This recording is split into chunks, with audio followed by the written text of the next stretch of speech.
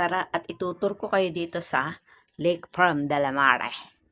Oh, bago nga tayo maligo kailangan nating sulitin ng araw. Alam nyo, pag napupunta tayo sa isang lugar, lalo na't may bayad, kailangan natin sulitin yun. Huwag tayo magkukulong lang sa kwarto kasi sayang yung bayad natin at sayang yung araw. Hindi naman tayo magtatagal dito.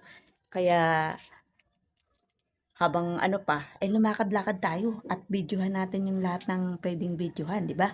Para sulit naman ang punta natin dito kasi malayo.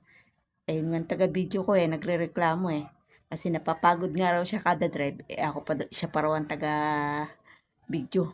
Tapos yung isa taga-picture. Isa naman taga-Google yun. Ako, sa loob lang ng kotse, sa likod. Taga-tanaw ng mga nagdadaan sa sakyan. O, di ba maganda? Sulit-sulitin natin ang bawat araw at oras na tayo napupunta sa isang lugar para hindi sayang ang panahon, hindi sayang ang oras, hindi sayang ang binayad natin dyan. O makikita nyo ang ganda nito. Wow! Ang bulbunduki ng Lake Farm. O, kaganda, no? Nakakapagod nga lang akit baba. Pero sulit naman. Kikita nyo yung bulbunduki na yun. Doon daw yung Sierra Madre. Malapit tingnan. Pero malayo pa rin siguro dito, no? Oh, enjoy lang kayo sa panunod sa akin.